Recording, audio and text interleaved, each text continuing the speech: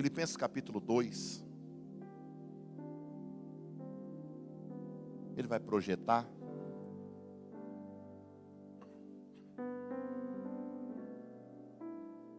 Glória a Deus. Ele é bom. Ele é maravilhoso. Aleluia. Que presença, gente do céu. Que presença.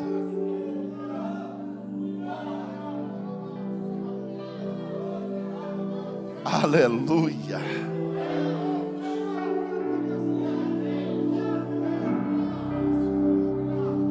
Aleluia. Você que ainda não sentiu a presença de Deus, eu oriento você a fechar os olhos. Se você não sentiu a presença de Deus ainda, fecha os olhos. Às vezes alguma distração está te impedindo. Mas Deus quer manifestar a glória dele na tua vida também. Aleluia.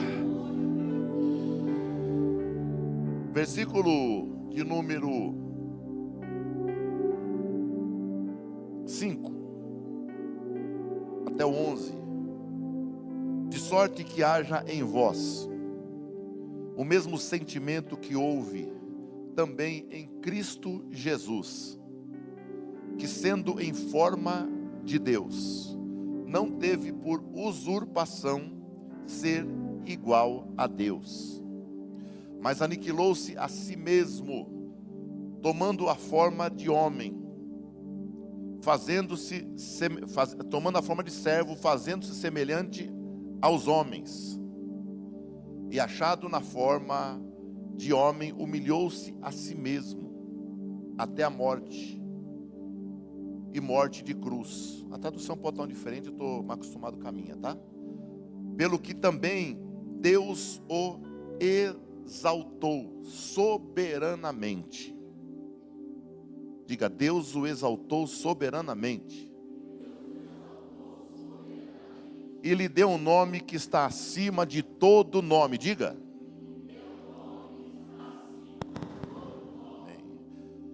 Para que ao nome de Jesus se dobre todo joelho, nos céus, na terra e debaixo da terra. Aleluia. E toda língua confesse que Jesus Cristo é o Senhor, para a glória de Deus Pai. Aleluia, glória a Deus.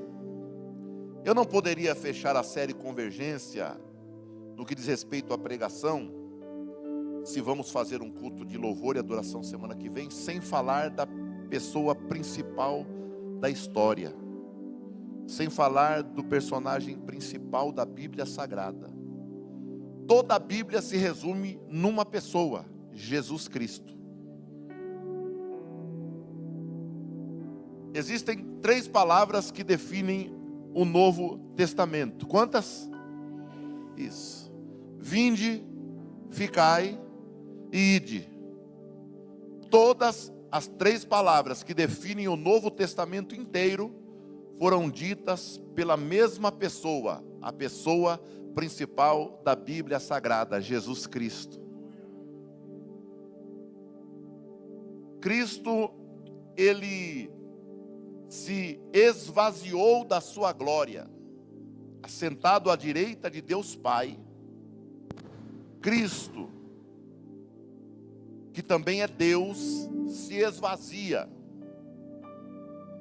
por livre e espontânea vontade.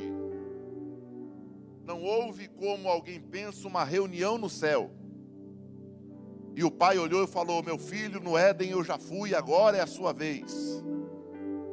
Não, a Bíblia diz que ele esvaziou-se, ele se desfez de toda a sua glória, foi colocado, projetado no ventre de uma virgem, sem conjunção carnal. Qualquer ser vivo, humano ou animal, porque eu fiz a distinção humano ou animal, porque na escola em que nós estudamos, nós aprendemos que o ser humano é um animal racional.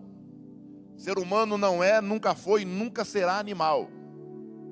Animal é animal. Ser humano é a coroa da criação de um Deus que é todo poderoso.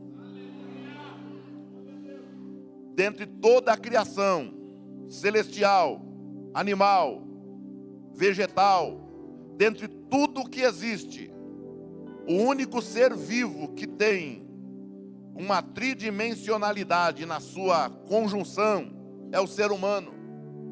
Anjos têm duas naturezas, só tem uma natureza, natureza de cima, natureza divina. Vegetal só tem uma natureza, de baixo, terrena. Animal só tem uma natureza, terrena, aqui de baixo. Mas você não, você tem duas naturezas. A natureza humana, e depois que Cristo passou a habitar na sua vida, você também agora é morada do templo do Espírito e tem também a natureza divina. Glória a Deus. Esse Cristo se esvaziou da sua glória. Para quem não sabe, Jesus significa Salvador ou Deus salva. Cristo significa ungido ou Messias, que é a mesma coisa. Jesus era um dos nomes mais conhecidos daquela época. E é por isso que ele é chamado de Jesus, o Cristo. Jesus, o Messias. Jesus, o ungido de Deus. Esse Cristo que nós conhecemos e que mudou a nossa história, ele já vivia e já existia desde antes da eternidade. Estava no céu. E ele olha para a terra e vê que nenhum ser humano tem a capacidade de pagar o preço pelo pecado que foi cometido no Éden. Ele diz: irei eu, habitarei no corpo de uma mulher, ainda jovem. Ele vai em Nazaré e é colocado vivo dentro de Maria para se desenvolver dentro de Maria. Não houve conjunção, concepção, porque todo ser vivo que nasce de algo chamado bioplasmática. Bio é vida que nasce, cresce, morre. Plasmar significa formar. Então todo ser humano, ele é gerado para começar a se formar dentro de uma pessoa. Cristo, ele foi gerado ou foi desenvolvido de forma hiloplasmática. Ou seja, ele simplesmente começou a ser formado no ventre de Maria, se desenvolver no ventre de Maria, porque não precisou que houvesse óvulo de homem e de mulher. E é por isso que ele é 100% melhor. Vou corrigir a minha fala. É por isso que ele é homem 100% e Deus 100%. Nenhum ser humano é Deus 100%. O ser humano tem duas naturezas. Cristo também teve duas, mas não por parte de pai. Ele deixa a sua glória, se esvazia de todo o seu poder. E alguns, por falta de conhecimento, quando leem a Bíblia, falam: não, Jesus não é Deus, porque toda vez que ele ia operar um milagre, ele pedia para o Pai. Ele pedia para o Pai para provar para todos que estavam ao seu lado que ele estava ali como homem. Ele abdicou de todo o seu poder. No seu batismo, quando ele sai das águas, ele sai da água, o céu se abre e Deus fala, e o Espírito Santo desce em forma de pomba sobre a cabeça dele, indicando que eu estou agora passando a habitar dentro deste homem chamado Jesus. Atos 10, 38, corre para mim, por favor. Eu estou correndo bastante aqui, que a gente não tem nem 15 minutos. Olha o que diz a Bíblia. Como Deus ungiu a Jesus de Nazaré com o Espírito Santo e com virtude. Deus ungiu a Jesus de Nazaré. Diga, foi Deus que ungiu a Jesus. Tá, olha aí, com poder, com o Espírito Santo e com poder ou virtude, o qual andou fazendo bem. Olha aí, por toda parte fazendo bem, curando os oprimidos do diabo, porque Deus era com ele. Então Jesus, 100% homem, ele abdicou da sua divindade durante o seu período na terra de 3 anos. Ele operou tudo que ele operou foi na dependência do Espírito Santo. Porque lá atrás já existiam várias profecias a respeito desse Cristo que viria. Em Isaías 7,14, a Bíblia nos fala que ele nasceria de uma virgem. Porque lá fala que a virgem dará à luz. Olha aí, uma virgem dará à luz, conceberá e dará à luz a um filho. E ele se chamará o quê? Emanuel. O termo certo é Immanuel, que significa Deus conosco. Glória a Deus. Uma virgem dará à luz e o seu filho chamará Immanuel.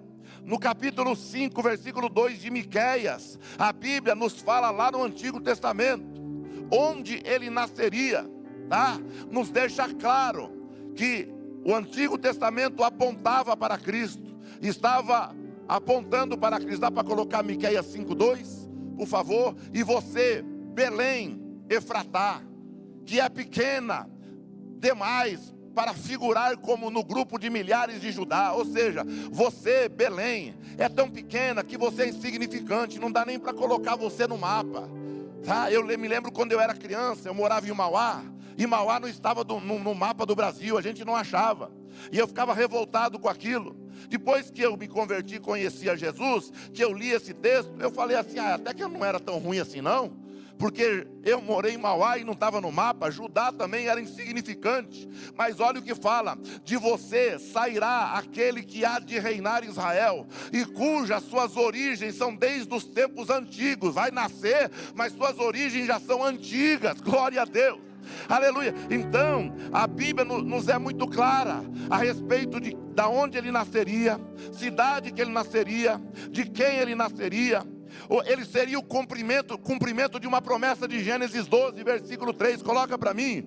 Jesus seria o cumprimento de uma promessa de Gênesis 12, versículo 3. Olha aí: abençoarei aqueles que te abençoarem, e amaldiçoarei aqueles que te amaldiçoarem. Mas a profecia agora, ó, em você, Abraão, serão benditas todas as famílias da terra. Através de quem? Que todas as famílias da terra seriam abençoadas. Através de Abraão? Não, através da descendência dele. E quem é o descendente de Abraão? Esse Cristo que eu estou pregando para você esta noite. Aleluia. Ele é o descendente de Abraão. Glória a Deus. Jeremias no capítulo 23, versículo 5, a Bíblia fala claramente a respeito de Jesus. Olha, eis que vem dias, diz o Senhor, em que levantarei a Davi um renovo justo. Estava falando de Jesus, não estava falando de Davi. Levantarei a Davi um renovo justo, e como rei que é, reinará, agirá com sabedoria, executará o juízo e a justiça na terra. Estava se referindo ao renovo, aquele que viria através de Davi. É o Cristo que eu estou falando para você. O Antigo Testamento, quando chegou num dado momento, ele se fecha. Para quê? Para que o Novo Testamento mostrasse uma convergência, apontando tudo aquilo que foi falado para a pessoa bendita de Jesus Cristo. O Antigo Testamento é tão maravilhoso que apontava para Cristo, que ele fala até a respeito de traição. Salmo 41, versículo 9. Salmo 41, versículo 9, só para vocês terem uma ideia, olha aí. Até o amigo íntimo, a quem eu confiava, que comia do meu pão, levantou contra mim o seu calcanhar. Está falando do Senhor Judas. Amém? Está falando do Senhor Judas. Que tem gente, uma turma chamada de reformado, que diz que Judas, ele foi já escolhido por Deus, predestinado para atrair a Jesus. A Bíblia não diz isso em nenhuma Bíblia. A Bíblia diz que seria alguém já foi escolhido desde o Antigo Testamento. Mas se Judas não quisesse, seria outra pessoa. Porque nunca a Bíblia cita o nome de Judas. A Bíblia fala de uma pessoa que o trairia, tá certo? Da mesma forma que José foi vendido lá atrás, Jesus também foi vendido no Novo Testamento. Mas nunca falou o nome de Judas. Mas aqui nos mostra claramente a respeito do Antigo Testamento, já mostrando que ele seria traído por um amigo íntimo, tá? Por um amigo íntimo. Zacarias, no capítulo de número 11, versículos 12 e 13, nos fala como é que ele foi traído. Olha aí: e eu lhes disse, se estiverem de acordo, paguem o meu salário, se não, deixem por isso mesmo. Então passaram o meu salário, 30 moedas de... Aleluia, aleluia. Então o Senhor me disse: pegue esse dinheiro, esse magnífico preço em que fui avaliado por eles, e jogue para o oleiro. Peguei as 30 moedas de prata e as joguei para o oleiro na casa do Senhor. Escute, isso está apontando para Cristo. É o Antigo Testamento, como se nós estivéssemos dirigindo um carro para chegar num destino. E cada placa que passa é um versículo que vem apontando: Jesus vai chegar por aí. Jesus vai chegar por aí. Glória a Deus. Jesus está chegando por aí. Aleluia. Glória a Deus. No capítulo 53, versículo 7, olha o que diz. Olha o que diz. Isaías 53, versículo de número 7. Glória a Deus. Aleluia. Tem glória aí, irmão? Tem hora que eu penso que você foi embora. Ou está ruim demais, ou você foi embora e dormiu aí na igreja. Tá? Ó, foi oprimido e humilhado, mas não abriu a sua boca. Achado na forma de servo. Foi humilhado até chegar ao nível de homem. E como homem, foi humilhado até a morte. E morte de... Não é o texto que eu li? Olha aí.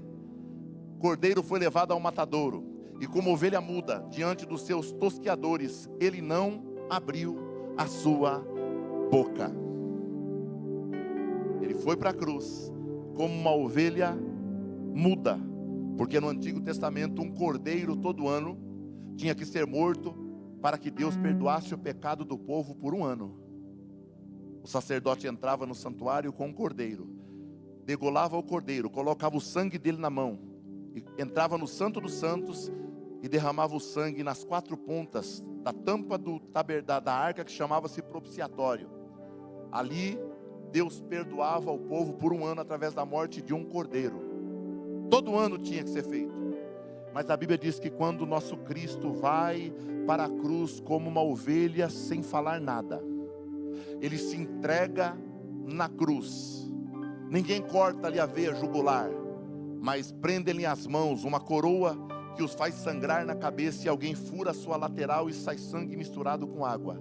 Naquela hora, o sangue de Jesus, ao contrário do sangue do cordeiro no tabernáculo, que jorrava de baixo para cima, o sangue de Jesus começa a jorrar de cima para baixo. E as gotas daquele sangue começaram a alcançar o Douglas, a Dani, o Rafael, o Danilo, o Zanon, a Sandra, o Paulo, uma gota para cada um. Reginaldo, a Lilian, o Pedro, Tainá, João, Carlinhos, Daniel, a Sônia, o Abimael, o TT, não é? Um sangue alcançou você. Glória a Deus. Ele arabá,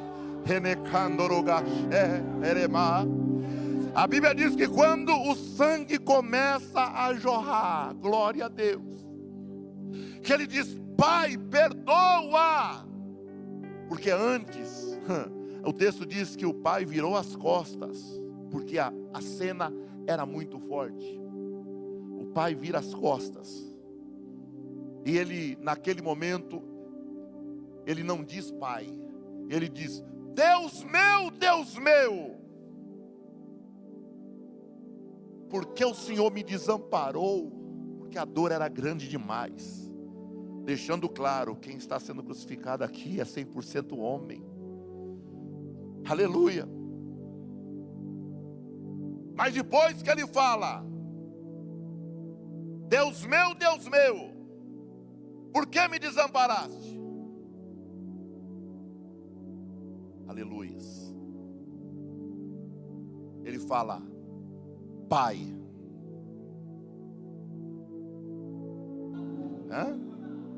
Primeiro ele fala: Deus meu. E fala: Tetelestai.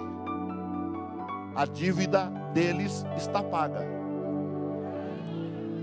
Aí ele dá o último suspiro e não fala mais Deus, mas ele fala agora: Pai, em tuas mãos eu entrego o meu espírito.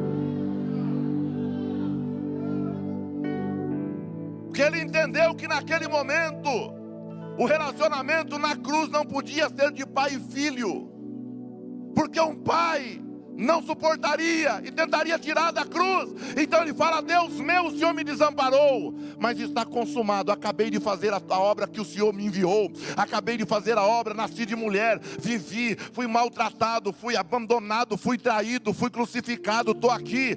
Pai, agora já concluí, está consumado. Então agora, Pai, em tuas mãos eu entrego o meu espírito. Glória a Deus. Glória a Deus, aleluia, aleluia, bendito do Senhor. O texto vai dizer que Jesus, Isaías capítulo 53, se não me falha a memória, versículos 4, 5 e 6. 4, põe nessa tradução aí para mim, 4, 5 e 6. Olha o versículo 4, certamente Ele tomou sobre si as dores e as nossas dores levou sobre si, e nos consideramos como aflito, ferido de Deus e oprimido. Mas Ele foi traspassado por causa das nossas transgressões e esmagado por causa das nossas iniquidades. O castigo que nos traz a paz estava sobre Ele, e pelas suas feridas nós fomos sarados. Versículo 6.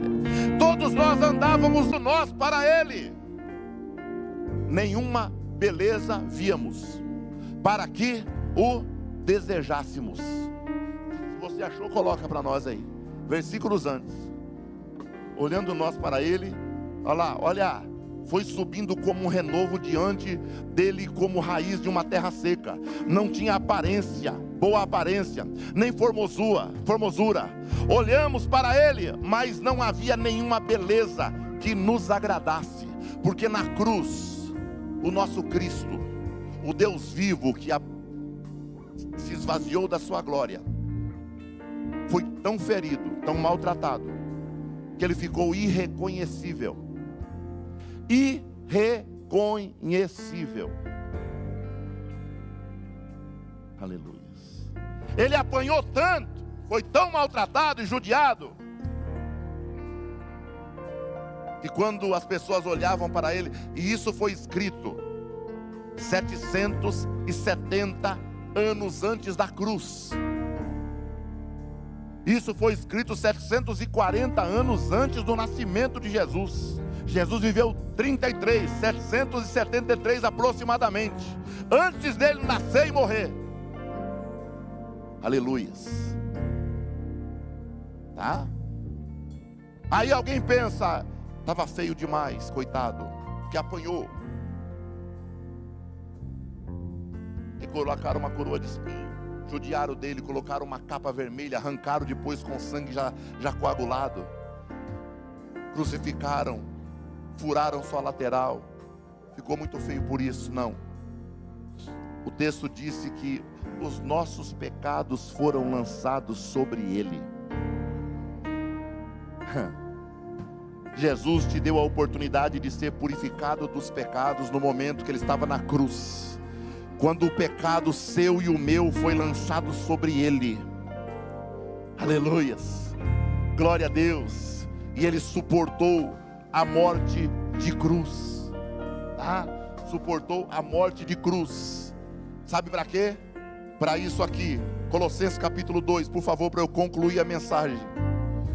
Glória a Deus. Colossenses capítulo 2, versículo 12, por favor. Glória a Deus, glória a Deus, glória a Deus, glória a Deus, glória a Deus, aleluia, glória a Deus. Colossenses capítulo 2, bendito para sempre é o nome do Senhor nosso Deus, aleluia, glória a Deus, aleluia. Versículo 13, por favor, até o versículo de número 15, 13, 14 e 15, por gentileza. Olha aí, ó. E quando vocês estavam mortos nos seus pecados e na incircuncisão da carne, Ele lhes deu vida juntamente com Cristo, perdoando todos os nossos pecados, cancelando, olha, quando Ele diz assim, olha, está consumado, em tuas mãos entrego o meu espírito. Ele cancelou a dívida, a promissória, que era contra mim e contra você. Ele cancelou a nossa dívida, que constava de ordenanças, o qual era prejudicial, e removeu inteiramente, cravando na cruz, aleluia, a dívida que você tinha com Satanás, que ia para o inferno como eu. Na cruz, quando Ele diz a dívida foi paga, Ele pegou a promissória no mundo espiritual das mãos de Satanás, colocou na cruz e fincou na cruz, para que Satanás, na hora que fosse cobrar, ele lesse lá, a dívida já foi paga.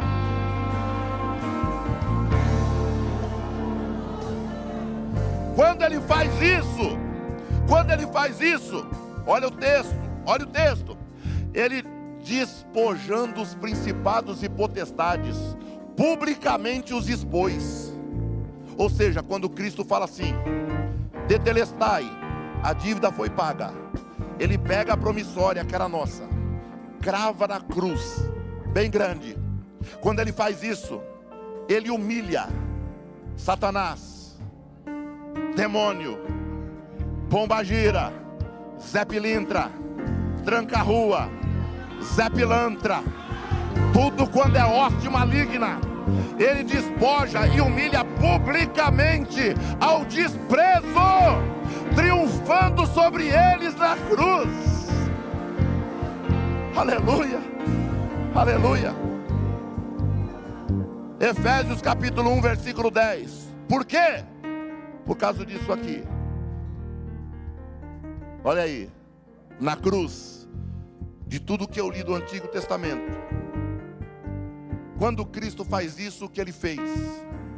Convergir nele, diga assim, nele, diga assim, nele, diga nele, em Jesus, isso, olha, na dispensação da plenitude dos tempos, diga assim, no tempo oportuno, no tempo em que Deus